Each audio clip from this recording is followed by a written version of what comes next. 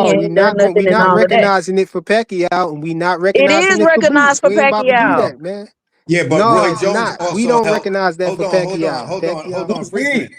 Frequent. Roy Jones also helped the We IBO is the belt. Hanos clan. That's who it is. Hanos clan. So at the end of the Yeah, day, us, the Hanos clan, AC, us.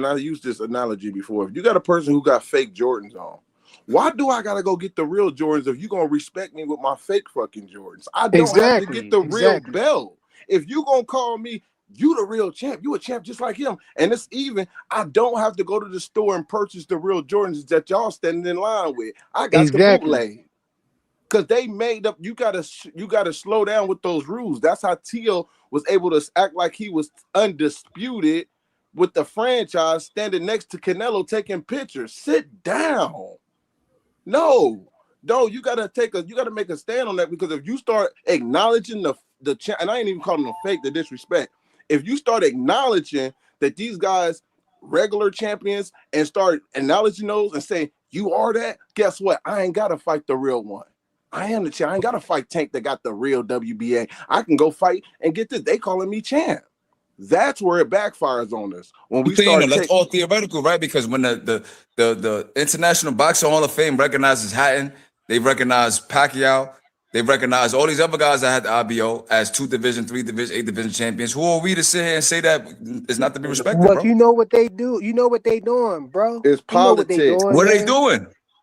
Come on, man. They want What are they doing? They want You respect the Pacquiao. They WBO, trying to right? inflate. I'm telling And you I what they see somebody trying in to the do. They comment trying section to say inflate. IBO. They trying to inflate. Why They have trying shakes in to. the feast for the I'm trying. IBO?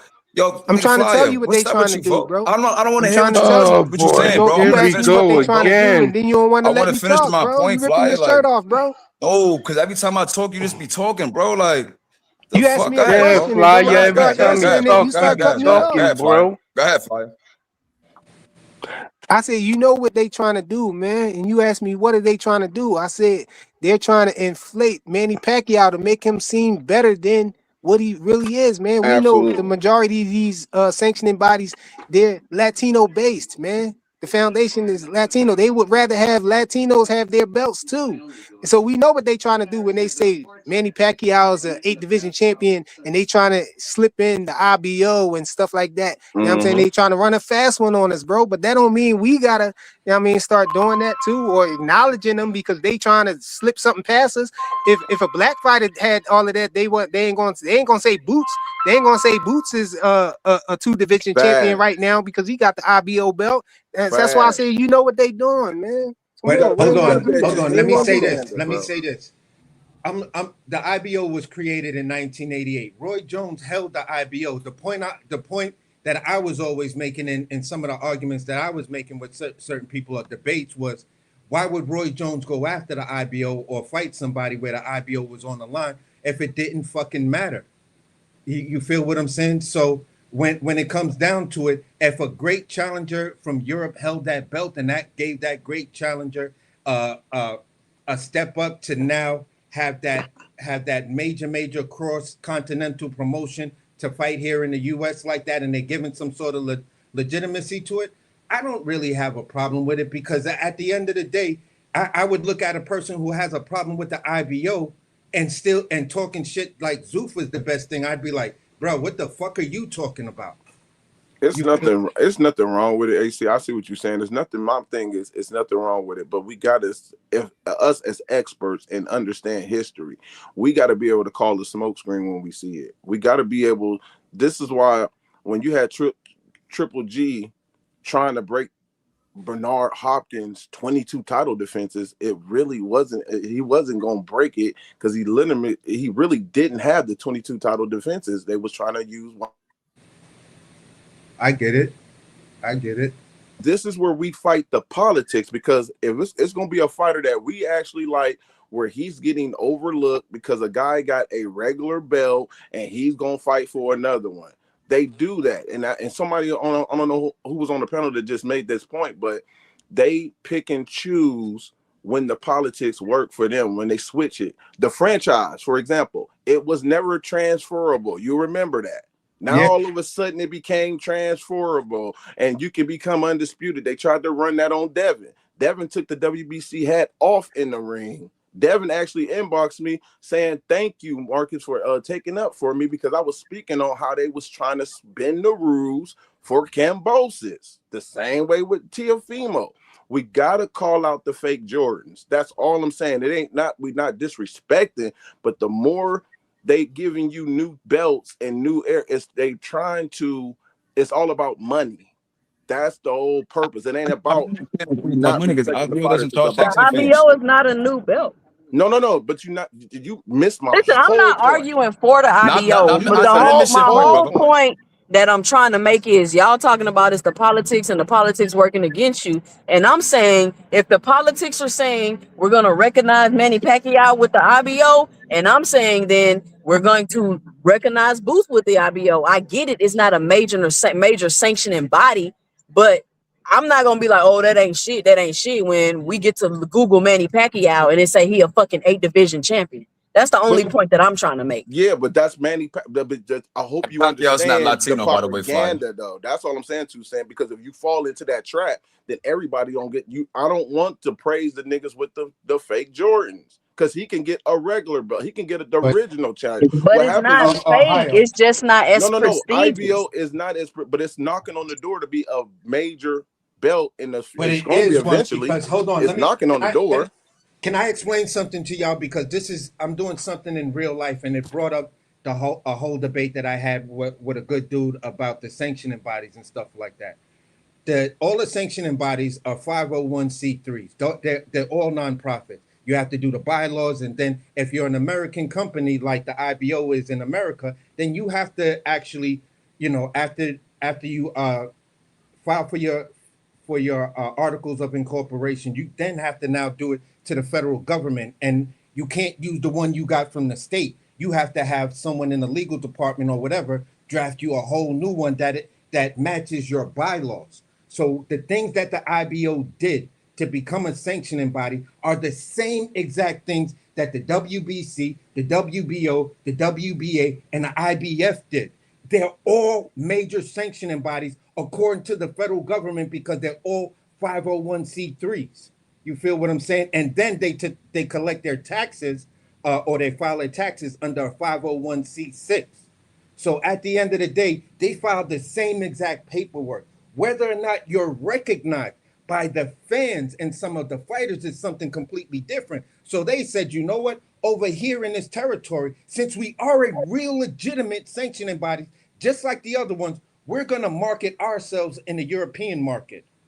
And once they market themselves in the European market and said, listen, we have a direct connection. So if you want to be protected under the Ali Act and everything else like that without this weird European shit, you will fight for our belt because at the end of the day, our belt will have more prestige and more legitimacy than any European belt because ours is also protected by the Muhammad Ali Act. That's what the IBF does. I don't know if many people do it, but when we talk about the business of boxing, that is the actual business of boxing. Understand how do you relate in everything else? Because if you were done in America, then that means you had to have gone through these steps. And that's all I'm saying. It is a legitimate sanctioning body. It's not fake Jordans. It's the Jumpman. It's the same company, but they're just not as popular. I'm gonna let y'all have at it then. Y'all can say Boots got the IBO belt and he's a champion for real. Y'all go ahead and push that one. Just leave me out of it, bro. I'm just let the record show. I'm the only one disputing it, bro. No, I'm not saying. I used to say it as a joke frequent. I was saying it as a joke because I was like, bro, he went up. He had all of that leverage and he went up to fight for the IBO. Honestly, bro, the IBO is a legitimate belt. AC, let me ask you one thing. Have you ever heard somebody say, you know what? Why fight Boots when you can take the IBO route? You ain't never heard it, bro. Y'all be up here capping, y'all gotta bro. stop, man. Y'all going too far. But I'm man. just telling you that You ain't never heard nobody say take the. Hold on, AC, I'll let you speak. I'll let you speak. I'm a Boots fan. I live in Philly, man. Nobody say, let's take the IBO route. That's a good route. Take the IBO route because that'll get you in the position to get the Manny fight. You ain't never heard. But that's what they were saying with Boots. That's why they were saying Boots did what he did because the IBO is supposed to give you some direct link No, to the bro, no, WBA. that ain't what we said. No, we ain't say that, bro. I'm a Boots fan. We did not say that. You're not about to put that on the Boots fans, man. Boots don't need no. Boots is too talented for us to be talking about IBO to call him a champion. When you too talented, he's too.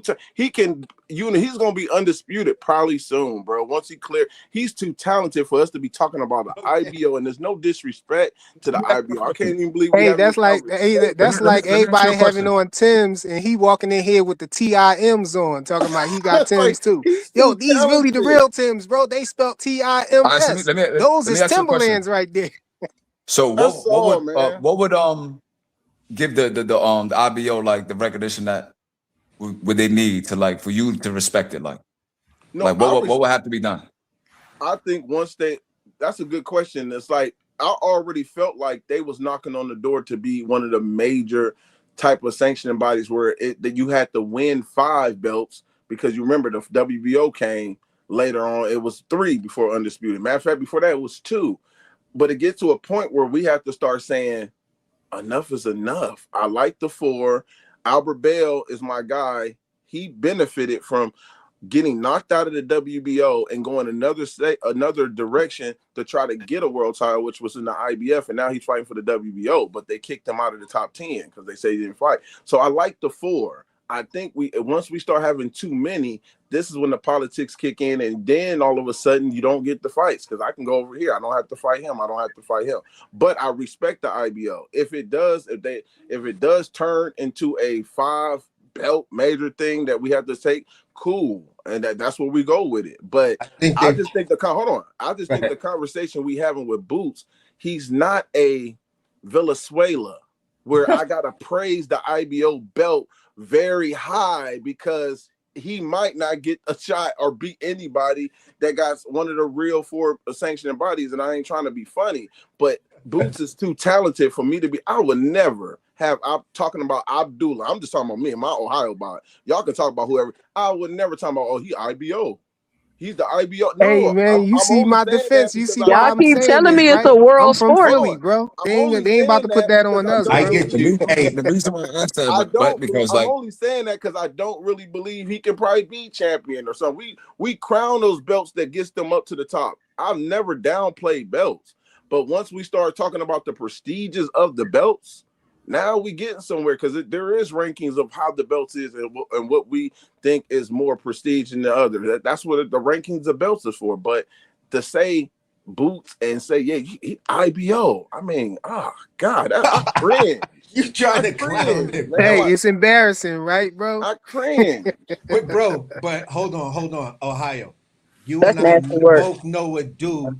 You and I both know a dude. We've been on this panel plenty of times, and him, and there was a whole panel, and I was like, bro, I know y'all not trying to make this a talking point. Like he could have went for one of the ones we recognize in America. I get where the IBF has its leverage. It has prestige in Europe. That's their market. He got a British promoter, y'all. Exactly. So I'm like, look, it's a legitimate belt over in Europe. It is a real. They have European fighters dropping American belts to take the IBO belt because then they walk around and guess what? Over there they call him champ. Yeah, he holds the IBO. That's how they do it. I'm not down in that. Yeah, no. But what I'm saying is this: at the end of the day, it was the argument that was being placed for Boots when Boots was first going up to 54 when he took the Owisma Lima fight. There were so many different heavy Boots friendly channels that were trying to convince people at that time that he's doing the smart thing because if they're trying to keep him out, might as well go over and get the IBO belt. So then it makes you the mandatory or the interim champion for the WBA. I get what you're saying. How getting the IBO gonna make you the mandatory for another sanction, a major sanctioning body? Because it's some deal that they have. It's some deal that they had that had precedence. AC, I'm gonna say this: he didn't. What that fight was, it was a low purse. They got that opponent cheap. Yeah. Rashidi Ellis turned down $500K, which he should have took it. It was the first time he was ever in that situation. I actually helped him in a way where they brought Eddie Hearn responded to my video because I was talking about it, and they in Mill City actually talked about my video. Asking Eddie said he doubled it, with my video. So he said he doubled it, but they got the opponent cheaper. And that's what it was. It was about he had the IBO, but he was more of a cheaper opponent for the bag, bro. I get it. I get it on the business side. Hey, AC don't even like Boots, bro. That's why he coming up with all these weird narratives, man. Cut it out, bro. He was on my channel. Come on, bro. For an extremely long time. It's just certain fighters But when but it's not even just the hold on, AC. I don't want to cut you. It's not just the IBO. 2 Cent has been strong opinion on this. I'll never forget her because she was calling Broly the champion when I think he was a regular before he became the super. He got elevated. They was calling those guys champions. I respect them as champions, interim champions, cool. But if the guy who is the champion is in that division, he is the champion. I grew up in Ohio, it. you got to Hold say on. it right though. Rolly was the first ever super email champion, bro. You got to put that in proper Look, I perspective, grew up man. in it. I grew up Nah, in that's that era. Hold Loma. on. That's Let me Loma tell you what I'm frequent. saying. Let me tell you what I'm saying real quick in this and when it comes to these boxing and these belts. I grew up in the era with the Power Rangers. It was only 5, and then we had Tommy, the Green Ranger. That was it, right? Now, when I watch my son watch the Rangers, it's 20 of them. I seen 5 blue ones, 4 red ones, all 5. I'm like, what the? All these Rangers, you look at the series, it's a whole bunch of them now. It's like a Ranger universe. And I'm Yeah, like, it's too many of them. it's Yeah. too many. I'm like, I ain't know it was that. It's confusing. But other people who fall for the bait and be like, oh no, we like this. It's okay to have 4 Blue Rangers. That's confusing. Because I've always looked we at, can't find out who the best is if 4 of them got the same damn belt. Excuse but my I've language. always looked at it honestly. I've always called the IBO champion the IBO European champion. That's the highest belt that you can get in European fighting, for me. Hey, that's why I stopped watching the boys, man. They start coming. Got ridiculous with all these people with these crazy powers and stuff. You got Oh, the people boys is the truth, controlling man. You blood can't and all stop types of watching stuff. the I say, boys, man, man. I ain't watching this no more. Come on, man. Yeah. You can't stop watching. That's all I'm saying, man. It's just my thing is I respect the belts. I cover these guys, man. When they win little small, even smaller belts that ain't even nowhere near the IBO. A belt is a belt when you're a fighter because you're Yeah. fighting for something. Some of us ain't even fought for a belt in our life. You know what I Pete mean? So Thurman put it. Go ahead. My bad. yeah, because I respect that. So I don't ever want that conversation to get twisted where we talking about, oh man, this belt don't mean no, bro. It's just certain procedures. Most guys ain't about to just fight for a But ABA belt the and say I'm argument was done. never about the prestige, though. The discussion was never about the Salute, prestige. It was salute, a family. simple Hey, I got to question: get up was out of here. is Appreciate y'all. I got to get up out here. Let me close the show out, y'all. Love y'all. I appreciate y'all. Let me get up out of here. See y'all Yeah, tonight. no doubt. All right. All right, 2 Let's cents. go. Loma all fought right. for all his belts, Too though. bad I ain't get to say Salute, nothing, guys. but it's all good. Flyer took all the goddamn Oh, you room ain't up. need to say So nothing, Yeah. everybody else bully. got to suffer Goddamn from no fire. Don't let him say nothing, oxygen. Cam. We That gotta go. Cut it goddamn off, Cam. flyer. Damn flyer. We gotta Yeah, go, man. man. Cut it off, You man. know that The man goddamn gotta go, Haniac. bro. That Salute, Haniac Cam. knob gobbler. Good to everybody, man. I Nasty see y'all in a word. few hours around All fight. right, man. Nasty word. Hey, boots in 6 rounds. Belt the ass Between Boots and 6 and six. 7. in a few hours, man. Between That's 6 all and I got, 7. man. It ain't gonna take too long for him to break it down. Cause when he go to that body switch hitting, he got a lot of power. And he going down off a no look uppercut. Plain and simple. I call it. That's what I see. All right, man. Take it easy. All right, Man, Cam. salute, salute, salute. All right, man. Peace. For sure.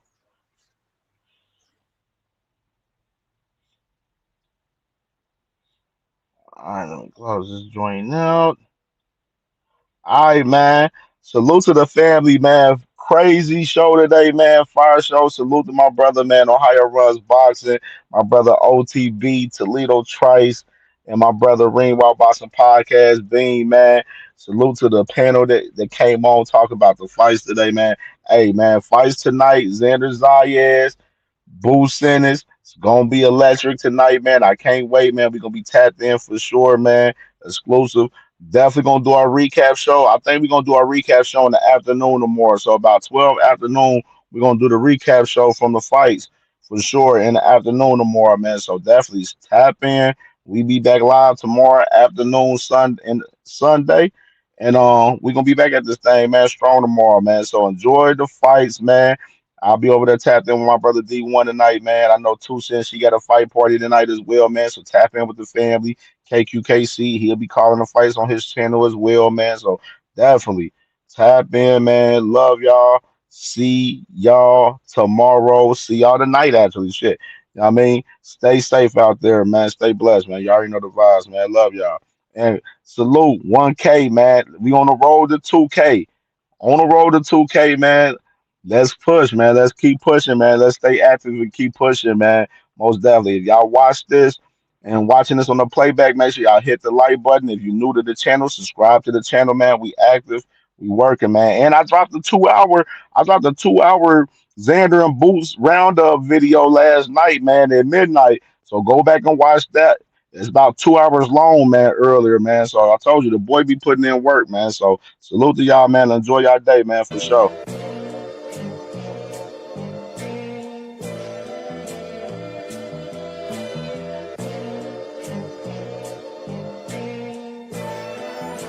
All my life I had to be patient. Like Meek Millie, I was dream chasing. Finger to the law when I see haters. Oh, the feeling when you tell your niggas we made it. Ooh, baby.